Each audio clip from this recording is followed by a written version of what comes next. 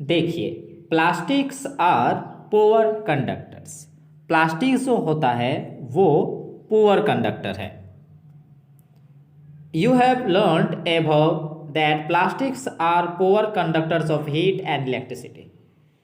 जैसा कि आपने ऊपर में ये पढ़ चुके हैं कि प्लास्टिक जो होता है वो हीट का और इलेक्ट्रिसिटी का यानी कि ऊष्मा का और विद्युत का सही कंडक्टर नहीं है, सही चालक नहीं होता है। मतलब ये हीट को और क्या कह सकते हैं, इलेक्ट्रिसिटी को ये चालन नहीं करता है, कंडक्ट नहीं करता है। That is why electrical wires have plastic covering. यही वजह है कि जो बिजली की जो वायर होती है, बिजली की जो तार होती है, उसमें प्लास्टिक की कवर होती है। उसके ऊपर आवरण जो चढ़ा होता है वो प्लास्टिक का होता है। And handles of screw drivers are made of plastic. और स्क्रू ड्राइवर के जो हैंडल होते हैं वो भी प्लास्टिक की बनी होती है। As mentioned above, handles of frying pans are also made of plastic. जैसा कि पहले ये उल्लेख हो चुका है कि फ्राइंग पैन की जो मुठिया जो होती है, हैंडल्स जो होती है, वो भी प्लास्टिक की बनी होती है। डिड यू नो, क्या आप जानते थे? देखिए यहाँ पर कुछ ऐसी चीज़ें जो इम्पोर्टेंट जो है, जो प्लास्टिक से रिलेटेड है, जिसे बहुत कोई नहीं जानते हैं। तो देखिए, plastics find extensive used in the health care industry. Plastic जो होता है वो हेल्थ केयर मतलब स्वास्थ्य संबंधी में भी बहुत ज़्यादा यूज़ होता है। Some examples of their use are the packaging of tablets, जैसे कि टैबलेट के पैकेजिंग में प्लास्टिक यूज होता है। Threads used for stitching wounds, घाव को सिलाई करने में प्लास्टिक के धागे यूज होते हैं। Syringes, doctors gloves and A number of medical instrument, मतलब बहुत सारे जो मेडिकल से रिलेटेड इंस्ट्रूमेंट होती है वो प्लास्टिक की बनी होती हैं। A special plastic cookware is used in microwave oven for cooking food। देखिए, माइक्रोवेव ओवन जो एक विशेष प्रकार का खाना पकाने का जो युक्ति होती है वो प्लास्टिक की बनी होती है, वो भी विशेष प्रकार की प्लास्टिक की बनी होती है। In microwave oven the heat cooks the food but does not affect the plastic vessel. देखिए, माइक्रोवेव ओवन में क्या होता है, हीट से खाना तो पकता है, मगर उस हीट से इस प्लास्टिक की वेसल से जो बनी होती है माइक्रोवेव ओवन प्लास्टिक का, उसको कोई प्रभाव नहीं पड़ता है। Teflon is a special plastic on which oil and water do not stick. देखिए, टेफ्लॉन एक विशेष प्रकार का प्लास्टिक होता है जिस पर तेल और पानी चिपकता नहीं है। It is use for non stick coating on cookware.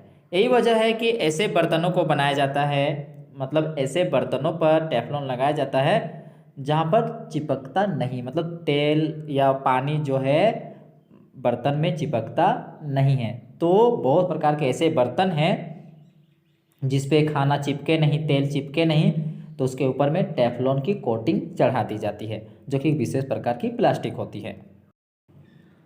Fire proof plastics, देखिए बहुत सारे ऐसे भी प्लास्टिक हैं जो आग से बचाता है।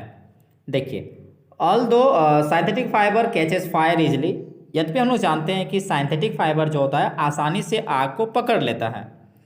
It is interesting to know that the uniforms of fireman have coating of melamine plastic to make them fire resistant. देखिए, आपको ये जानकर बहुत ही हैरानी होगी, ये रुचि लगेगी आपको जानकर कि जो फायरमैन के जो पोशाक जो पहनता है उन लोग, आग जब लग जाता है और फायरमैन जाते हैं बचाने के लिए, तो उनकी पोशाक में जो प्लास्टिक की जो बनी होती है उसमें मेलामाइन की चढ़ी होती है। मेलामाइन प्लास्टिक उस पर रहती है जो कि उसको आग से, ज्वाला से बचाता है। Plastics and the environment, plastic और वातावरण। देखिए, अब इस टॉपिक में क्या सीखने जा रहे हैं, तो देखिए पढ़ के सीखते हैं। When we go to the market we usually get things wrapped in plastic और पैक्ड इन पॉलीथीन बैग्स। देखो, जब हम कभी बाजार जाते हैं और वहाँ पर कुछ चीज़ें खरीदते हैं तो उसको प्रायः प्लास्टिक पे लपेटी होती है या तो पॉलीथीन के बैग में पैकेज के रूप में देते हैं।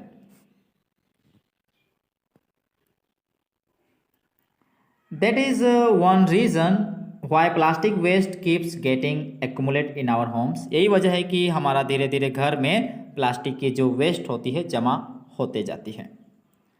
Ultimately plastic finds its way to the garbage. Disposal of plastic is a major problem.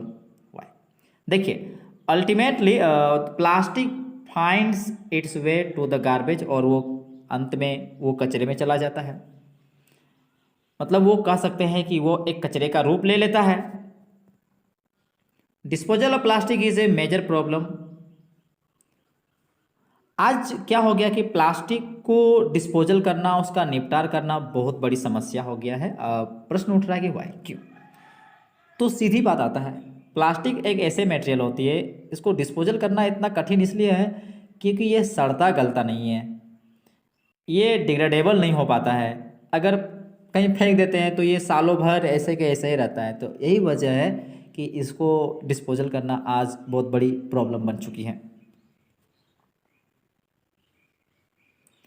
A material which get decomposed through natural process. A material which get decomposed through natural processes such as action by bacteria is called biodegradable. अब हम बात करेंगे कुछ ऐसे चीज़ें जो प्राकृतिक द्वारा, जो बैक्टीरिया के प्रभाव से वो क्षय होते हैं, वो नाश होते हैं, तो ऐसे चीज़ों को बायोडिग्रेडेबल कही जाती है। मगर बात करेंगे a material which is not easily decomposed by natural processes is term non biodegradable. परंतु कुछ ऐसे भी मटेरियल होते हैं जो नेचुरल तरीके से, प्राकृतिक तरीके से आसानी से वो डिकम्पोज नहीं होते हैं, तो इन्हें नॉन बायोडिग्रेडेबल कही जाती है। जो टेबल 3.3 जो दी हुई है, यहाँ पर कुछ वेस्ट को लिस्ट तैयार किया गया है और इसमें ये देखा गया है कि कौन कितने समय में डिस्पोज हो जाते हैं, वो क्षय हो जाते हैं नेचुरली तरीके से, या कोई कारक जैसे कि बैक्टीरिया वगैरह उसको जो नाश करता है, तोड़ता है, तो इसे हम किस ग्रुप में रखेंगे? मतलब वो बायोडिग्रेडेबल में रखेंगे या नॉन बायोडिग्रेडेबल के ग्रुप में रखेंगे, ये चीज़ समझेंगे। तो देखिए, सबसे पहले बात करते हैं peels of vegetables and fruits left over food stock. देखिए, सब्जी फल के जो छिलके होंगे, बचे हुए भोजन जो होंगे, अगर इसको आप खुले में छोड़ देते हैं तो ये जनरली 1 से लेकर 2 हफ्ते में ये डिग्रेड हो जाता है, ये डिकम्पोज हो जाता है। तो हम इसे बायोडिग्रेडेबल कहेंगे क्योंकि ये बहुत ही कम समय में नेचुरली तरीके से डिग्रेड हो गया, यानी कि ये डिकम्पोज हो जाता है। पेपर की बात करें तो पेपर भी लगभग 10 से 30 दिन में ये भी डिकम्पोज हो जाता है, तो इसे भी हम लोग बायोडिग्रेडेबल कहेंगे। मतलब ये 10 से 20 दिन ज़्यादा बड़ी समय नहीं है। मतलब अगर किसी दूसरे ऑब्जेक्ट के साथ इसे कंपेयर करें तो ये ज़्यादा बड़ी टाइम नहीं है, इसे कम समय ही बोलेंगे, तो इस वजह से इसे हम लोग क्या कहेंगे? बायोडिग्रेडेबल। कॉटन की कलर को अगर छोड़ देते हैं तो प्रकृति में, तो ये 2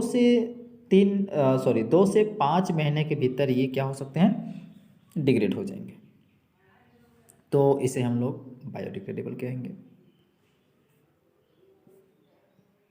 अगर हम लकड़ी की बात करें तो ये 10 से 15 सालों तक के बाद वो क्षय हो जाता है, तो इसको भी हम बायोडिग्रेडेबल कहेंगे। मतलब जो नाश हो जाता है, मतलब बहुत ज़्यादा समय नहीं लेता है। मतलब 15 साल ठीक है, मगर बहुत सारे ऐसे भी चीज़ें हैं जो उससे भी कई गुना गुना साल तक कुछ नहीं होता है, तो वो नॉन बायोडिग्रेडेबल में रखेंगे।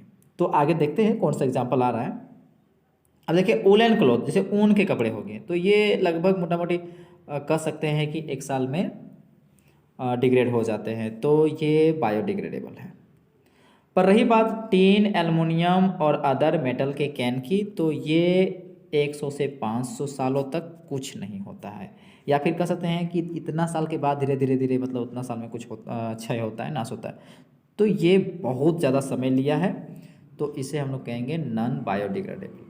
मतलब ऐसे ऑब्जेक्ट्स जिसको क्षय होने में, नाश होने में बहुत ज़्यादा वक्त लगता है, तो उन्हें हम नॉन बायोडिग्रेडेबल में कैटेगरी में रखेंगे। प्लास्टिक बैग्स की जो थैलियाँ जो होती है, प्लास्टिक की जो थैलियाँ होती हैं, उसको तो कई साल लग जाते हैं, बहुत सारे साल लग जाते हैं इसको डिग्रेड होने में। तो बहुत सारे ऐसे भी हैं जो बहुत साल भी हो गया पर कुछ नहीं होता है, तो इन्हें हम लोग कहेंगे non biodegradable. Since plastic take several years to decompose, it is not environmental friendly. चूँकि प्लास्टिक को डिकम्पोज होने में, उसको क्षय होने में बहुत सारे समय लग जाते हैं, बहुत सारे साल लग जाते हैं, इसलिए इनको हम इन्वायरमेंटल फ्रेंडली नहीं बोल सकते, वातावरण के मित्रवत इसे नहीं कह सकते। इट काउजेज इन्वायरमेंटल पोल्यूशन, इसकी वजह से क्या होता है कि पर्यावरण में पॉल्यूशन आती है, प्रदूषण होता है। Beside the burning process in the synthetic material is quite slow and it does not get completely burned easily. इसके अतिरिक्त अगर हम जलाने की बात करें, सिंथेटिक मटेरियल अगर जलाते हैं तो ये बहुत धीरे धीरे जलता है और ये पूरी तरह से आसानी से जलता भी नहीं है। In the process, it releases lots of poisonous fumes into the atmosphere, causing air pollution. और जलने के क्रम में क्या होता है कि ये बहुत ज़्यादा जहरीला धुआं जो होता है एटमॉस्फेयर में छोड़ता है, जो कि एयर पोल्यूशन का कारण होता है।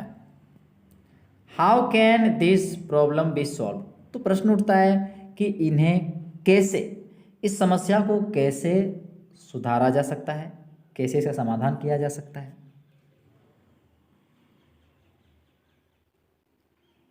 Have you ever seen a garbage dump where animals are eating garbage? क्या आपने कभी ऐसे गार्बेज, ऐसे कचरों के क्या कह सकते हैं, बड़े से जहाँ पर बहुत सारा कचरा है, क्या ऐसी जगह को देखा है जहाँ पर एनिमल जो है वहाँ जाके कचरे के साथ वहाँ पर खाता है? बहुत कोई देखे होंगे। In the process of eating the food waste they swallow materials like polythene bags and wrappers of food। अगर आप कभी जानवरों को जहाँ पर गार्बेज है वहाँ पर खाते हुए देखेंगे तो आप देखेंगे कभी कभी कि क्या होता है कि जो किसी पॉलीथीन की थैली में जैसे कुछ खाने की चीज़ें होती हैं, तो उसको खाने के चक्कर में धीरे धीरे धीरे वो क्या करता है कि उस प्लास्टिक को भी निगल जाता है, या कोई wrappers जो होती है भोजन में, वो जानवर उसको क्या करता है, निगल जाता है। Can you imagine the consequences? तो क्या आप कभी कल्पना कर सकते हैं, इमेजिन कर सकते हैं इसका नतीजा क्या हो सकता है?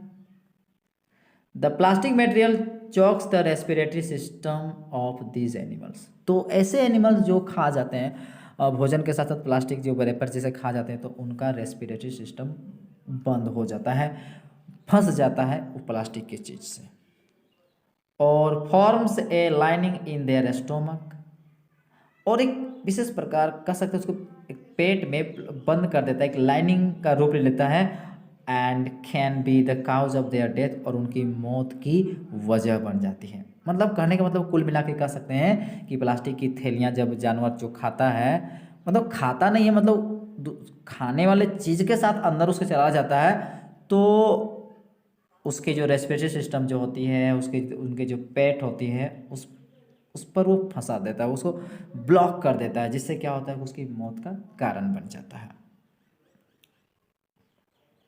The polythene carelessly throw here and there are responsible for clogging the drains. देखिए, लापरवाही से कभी जब प्लास्टिक को या प्लास्टिक की थैलियों को जब इधर उधर फेंकते हैं, तो क्या होता है, ड्रेन जो होती है वो वहीं पर फंस जाता है और ड्रेन जाम हो जाता है।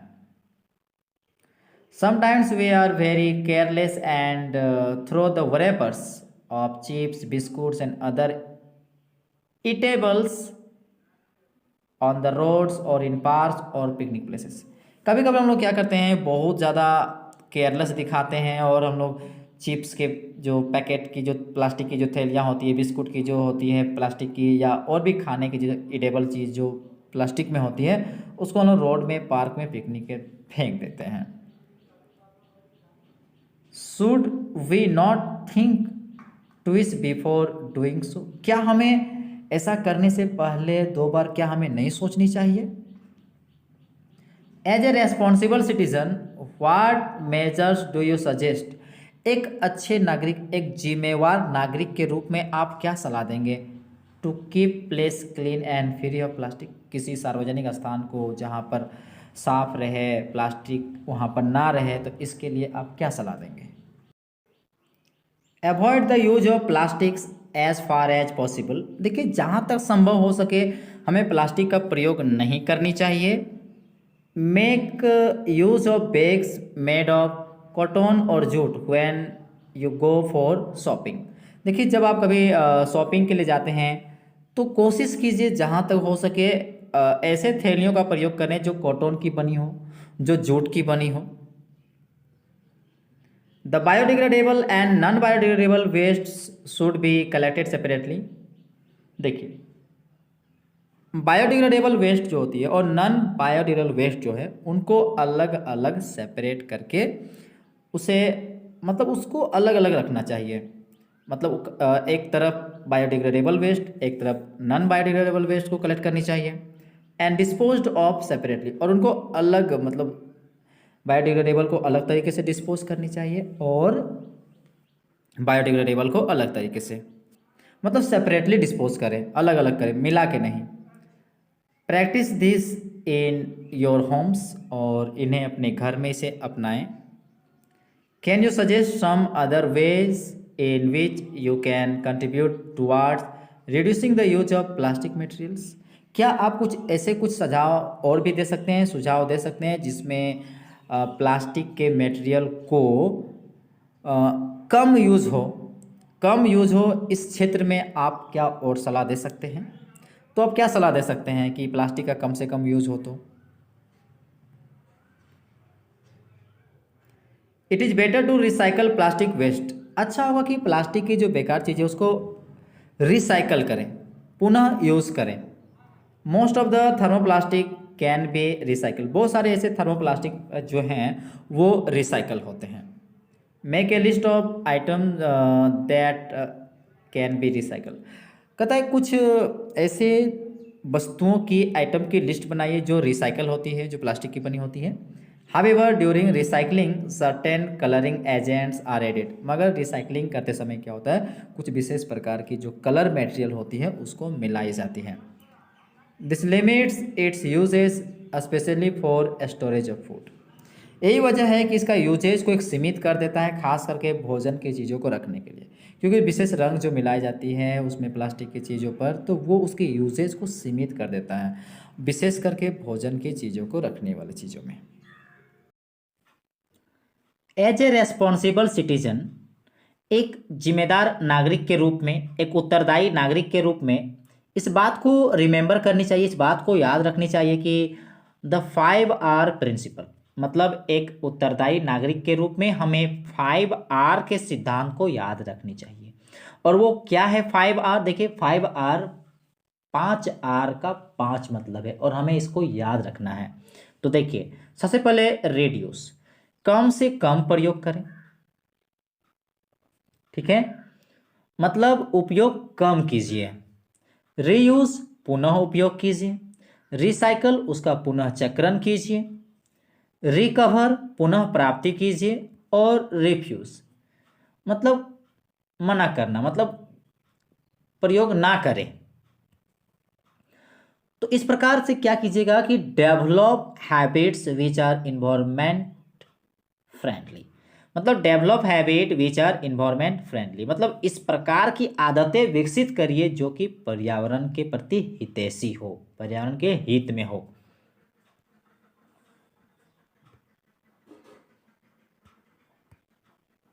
अब है फाइबर वाइज। फाइबर वाइज देखिए, जो कि कहेंगे रेसा विवेक। Do not throw plastic bags in the water bodies और ऑन द रोड्स। देखिए, कभी भी हमें प्लास्टिक की जो थैलियाँ होती हैं उन्हें जलाशयों में और सड़क पर नहीं फेंकनी चाहिए। Take a cotton carry bag और a jute bag while going for shopping. जब भी आप खरीदारी के लिए जाते हैं तो उस समय आप सूती के कपड़े के थैला या जूट के जो थैला जो बनी होती है उन्हें लेकर जाएं। Try to minimise the use of plastic materials. Example, use of steel lunch box instead of plastic one. देखिए, प्लास्टिक पदार्थों का प्रयोग कम से कम कीजिए। उदाहरण के लिए, जैसे प्लास्टिक के स्थान पर स्टील के बने जो लंच बॉक्स होती हैं उन्हें प्रयोग करें, प्लास्टिक का प्रयोग ना करें।